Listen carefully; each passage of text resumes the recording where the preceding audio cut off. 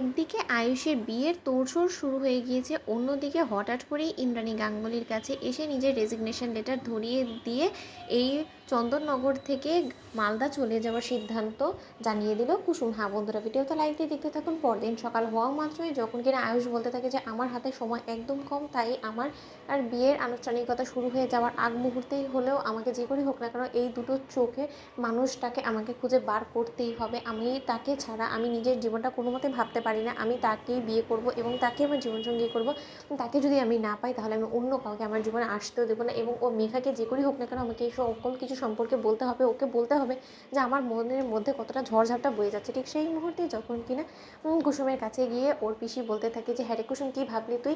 এই সমস্ত কিছু সহ্য করে তুই কী করে যন্ত্রণার মধ্যে থাকবি বলতো? তার থেকে বরঞ্চ তুই গিয়ে তোর ছোটো সাহেবের সমস্যাটা খুলে বল না। ঠিক সেই মুহূর্তে কুসুম যখন বলতে থাকে যে যাবো তো বটেই, আমি এখন গাঙ্গুলি হাউসেই যাচ্ছি পিসি, তুমি সব নিয়ে একদম টেনশন করো না।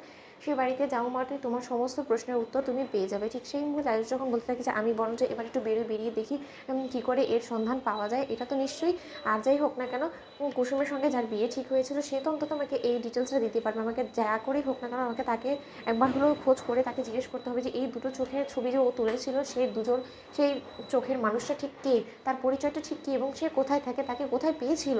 ঠিক সেই মুহূর্তেই যখন কিনা আয়ুষ ওর মায়ের সঙ্গে কথা বলতে আসবে এবং ওর মা যখন কিনা পরিবারের সমস্ত লোকেদের সঙ্গে বসে বলতে থাকে যে আমি আর দেরি করতে চাই না, আমার বড় বৌমার যখন কিনা একবার সন্ধান আমি পেয়ে গিয়েছি তাহলে যত শীঘ্রই সম্ভব ওদের 4 হাত ত্যাগ করে দেবে। এবং তার জন্য গুরুজি আপনি যত শীঘ্রই সম্ভব আপনি বরঞ্চ ওদের কুষ্ঠিটা মিলিয়ে দেখে ফেলুন তো যে কবে নাগাদ ওদের বিয়েটা যদি আমরা দেওয়ার কথা চিন্তাভাবনা করি তাহলে ঠিক হবে। ওদের মঙ্গল অমঙ্গল সেরকম কোনো কিছু আছে কিনা। ঠিক সেই মুহূর্তেই যখন কিনা কুসুম এখানে এসে দাঁড়িয়ে পড়ে এবং মীনাকে যখন বলতে থাকে যে ভূতের মতন এরকম সংসারে দাঁড়িয়েছো কেন বলো তো কুসুম, কী হয়েছে, কী চাও নাকি তুমি? সমস্ত কথা শুনবে বিদায় হয়তো এখানে দাঁড়িয়েছো, আমার তো বেশ মনে হচ্ছে যে তোমার মত তো কোনো মতেই ঠিকঠাক বলে আমার লাগছে না। ঠিক সেই মুহূর্তেই যখন কিনা হঠাৎ করেই কুসুম এসে বলতে থাকে যে আগে দেবীমা, আমি একটা সিদ্ধান্ত নিয়ে ফেলেছি, আপনি আমাকে ক্ষমা করবেন। এতদিন ধরে আপনাদের এই মন্দিরের মতন বাড়িতে আমি ছিলাম এবং তার পরবর্তীতে হঠাৎ করেই আমার এই সিদ্ধান্তটা জানানোটা হয়তো আপনার কাছে একটু অবাকই লাগবে, কিন্তু তার শর্ত দেবীমা, আমার কেন জানি না এই বাড়ি থেকে সম্পূর্ণরূপে মন উঠে গিয়েছে এবং আমার ইচ্ছে হচ্ছে যে আমি আবার আমার সেই চিরচেনা গ্রাম মালদা ফিরে যাই। আমার সেই জীবনে আমি ভালো ছিলাম এবং সেই